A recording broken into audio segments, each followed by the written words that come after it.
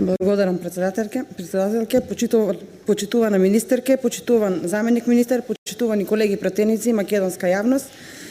Ребалансот на буџетот е документ што покажува како се води една држава. Во него нема политички пароли, нема ветувања без покритие, туку има јасно утврдени приоритети, одговорност и способност да се реагира на реалните економски околности.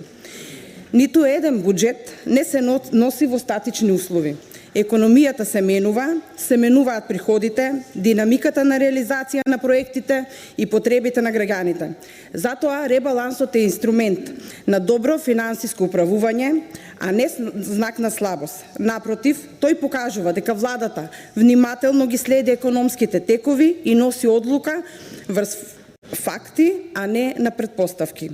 Со овој ребаланс се врши пренасочување на средства таму каде што се најпотребни. Средствата не остануваат заробени во позиции кои нема да се реализираат, туку се насочуваат кон проекти и политики што ќе дадат реален ефект за граѓаните и за самата економија. Тоа е суштината на одговорно управување со јавните финансии. Тој е знак дека владата активно ја следи состојбата, реагира навреме и ја води државата одговорно. Буџетот не е документ што се става во фиока. Тој е жив инструмент кој мора да ги следи економските движења, потребите на граѓаните и развојните приоритети. А тие околности годинава се повеќе се очигледни. Светот повторно се соочува со сериозни геополитички тензии, нарушени синџири на стабнување, раст на цените на енергенсите и неизвестност на меѓународните пазари. Сето тоа неминовно има влијание врз нашата економија. Но и покрај тие предизвици, македонската економија покажува отпорност. Во првиот квартал од 2026 година е остварен реален економски раст од 3,1%. Градежништвото бележи раст од дури 7,2%, а нискоградбата бележи двоцифрен раст од 24,5%. Просечната нета плата во март е повисока за 8,2%, а странските директни инвестиции достигнуваат 218,6 милиони евра, што представува раст од речиси 47% во споредба со истиот период од лани. Тоа се показатели дека економијата има потенцијал, но и дека тој потенцијал мора да биде поддржан со паметна фискална политика. Токму затоа, со овој ребаланс, вкупните приходи се проектирани на 379,5 милиарди денари, а расходите на 425,8 милиарди денари. Дополнителните средства не се наменети за непродуктивна потрошувачка. Напротив, тие се насочуваат кон исполнување на законските обврски, капиталните инвестиции, образованието, социјална заштита и локален развој. Еден од најважните сегменти е токму образованието. Нема силна економија без квалитетно образование. Нема модерна држава ако училиштата се запоставени.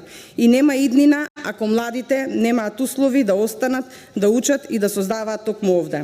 Со овој ребаланс продолжуваат инвестициите во изградба и реконструкција на основни и средни училишта, детски градинки, училишни спортски сали, студентски и ученички домови, како и модернизација на универзитетите. Тоа не се трошоци, тоа се инвестиции во знаење, во млади луѓе и во иднината на државата. Подеднакво значајни се и капиталните инвестиции. Со ребалансот капиталните расходи достигнуваат речиси 46 милиарди денари, што е зголемување од околу 5,8 милиарди денари или 14,5% во однос на првично планираниот буџет. Тоа е јасна порака дека развојот не смее да запре. Продолжува изградбата на коридорот 8 и коридорот 10D. Се вложува во железничка инфраструктура, во регионалните и локалните патишта, како и во инфраструктурните проекти во општините. Кога сме кај инфраструктурните проекти во општините, зборуваме за рамномерен развој, не зборуваме за празни ветувања, туку за конкретни дела кои граѓаните ги гледаат пред своите домови. Оваа влада не прави разлика меѓу големите и малите општини. Инвестициите се насочуваат токму таму каде што со години ништо не било направено. Еве таков пример е од мојата општина, од општина Валандово. Со поддршка од владата се обезбедени околу 1 милион евра, односно 65,5 милиони денари за изградба и реконструкција на 17 улични делници.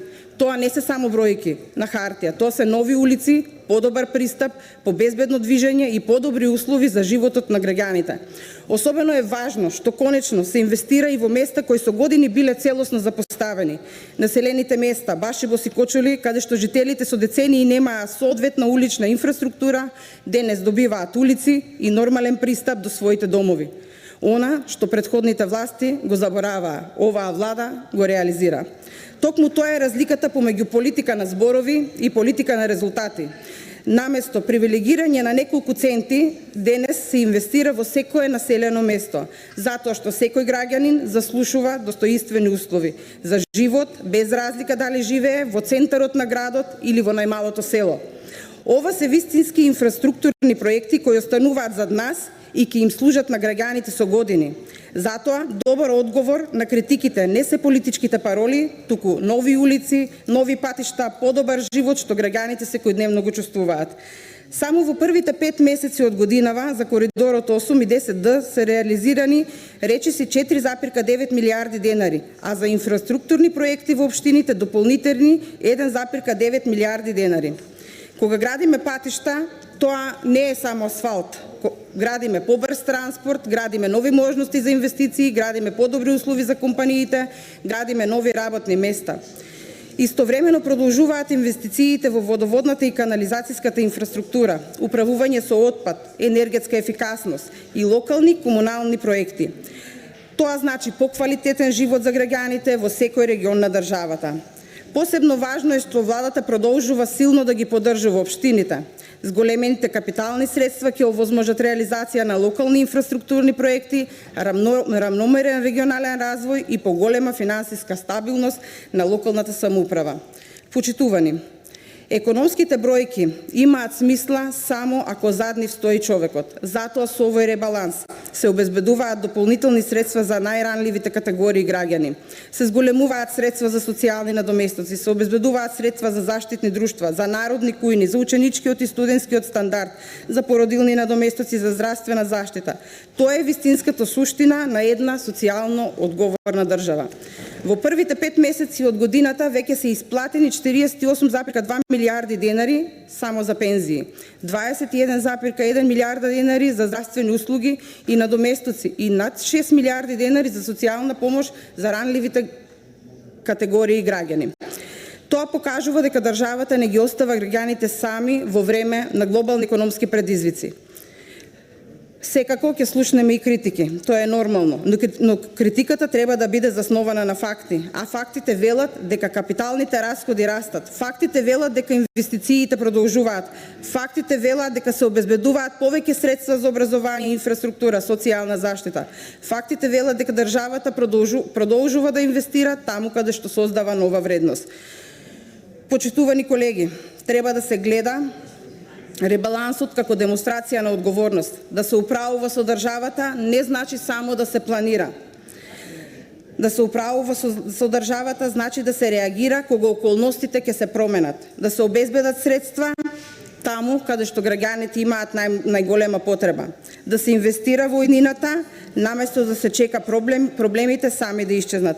Токму затоа овој ребаланс е развоен. Тој вложува во патишта, во училишта, студенти, општини, економски раст и најважно од се, вложува во граѓаните. Затоа верувам дека овој ребаланс заслужува поддршка не затоа што е совршен, туку затоа што е одговорен, затоа што ги следи реалните потреби и затоа што покажува како се води држава со визија, со дисциплина и јасна определба, јавните финансии да работат во интерес на секој граѓанин. Ви благодарам.